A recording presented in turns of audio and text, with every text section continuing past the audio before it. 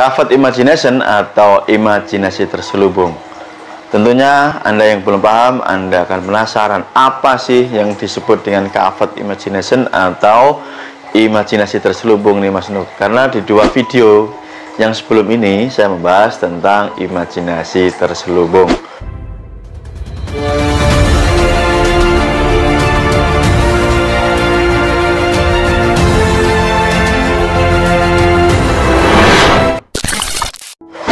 Oke, secara sederhananya adalah begini ya, biar Anda paham apa itu dinamakan imajinasi terselubung. Jadi, Anda ini menyuruh orang lain untuk mengimajinasikan atau membayangkan tanpa Anda memerintahkan orang tersebut secara langsung, misalkan dengan kata-kata, coba Anda bayangkan. Nah, itu kan kata langsung.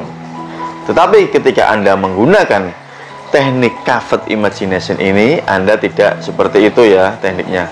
Jadi Anda menggunakan kata-kata yang secara terselubung atau tersembunyi mengajak orang lain untuk membayangkan. Kenapa? Pada dua video kemarin saya membuat kisah tentang yang pertama, kisahnya Mas Budi, masih ingat ya? Lalu yang kedua saya menceritakan kisahnya Pak Steven. Dari dua cerita ini yang saya sampaikan ke Anda, tanpa saya mengajak Anda atau tanpa saya memerintahkan Anda untuk membayangkan, otomatis Anda ketika mendengarkan cerita tersebut Anda membayangkan. Dan ajaibnya ada yang berkomentar kan, coba Anda cek di sana, Mas Nuk, ini seperti kisah ini seperti kisah saya, mirip yang saya alami. Oke, silakan Anda cek, ada komentarnya. Nah, itulah tujuan saya sebenarnya, adalah saya mengcover Anda, saya memasukkan imajinasi terselubung ke pikiran Anda. Jadi dahsyatnya teknik ini adalah siapapun yang Anda ajak bicara, lawan bicara Anda ini tanda kutip akan terhipnotis ya. Sebab apa? Dia tidak sadar sedang Anda ajak untuk mengimajinasikan atau membayangkan. Maka dari cerita-cerita yang saya sampaikan kemarin, ada cerita Mas Budi, ada cerita Pak Steven ini. Jadi Anda yang mendengarkan ini seolah-olah di pikiran Anda ini merasakan, loh ini kok sama ya seperti yang saya rasakan saat ini. Loh, cerita ini kok mirip ya seperti yang saya alami gitu loh, paham ya?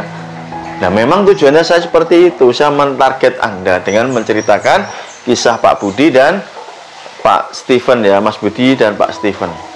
Oke, mulai dipahami. Karena apa? Kekuatan daripada ilmu hipnotis itu adalah membuat imajinasi di pikiran. Maka saat seseorang bisa membayangkan, bisa mengimajinasikan di pikirannya, dia akan masuk kondisi trans. Dipahami ya? Oke, semoga Anda mengerti. Jadi teknik ini sangat mudah sekali, sangat sederhana sekali jika Anda mau menyimak dan mempraktekkan teknik yang saya berikan. Pada dua video yang saya berikan kemarin itu adalah sebenarnya contoh sederhana ya, contoh sederhana saja bagaimana menggunakan covered imagination. Teknik ini dimunculkan atau diciptakan oleh seorang pakar hipnotis dunia bernama Milton Erickson.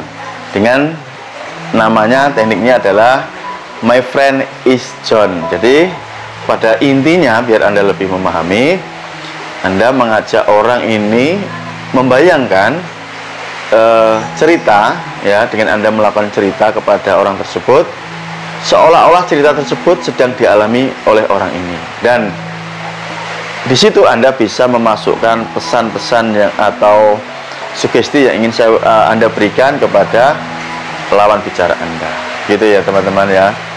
Karena ini cuaca hujan ya, mulai turun hujan, semoga suaranya masih terdengar jelas.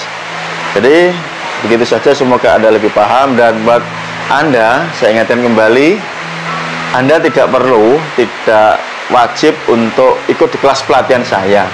kecuali Anda memang ingin menjadi seorang penghipnotis yang hebat dan handal. Dan juga Anda mungkin tidak perlu untuk membeli e-book ya, karena tidak semua orang butuh ya, kecuali orang-orang yang memang ingin mahir menghipnotis ya, saya persilahkan Anda untuk membeli e-book tersebut. Oke, demikian buat siapapun Anda yang ingin atau mantap untuk bergabung di kelas saya tunggu di kelas pelatihan saya dan kita akan belajar bersama. See you next time. Bye bye. Thank you.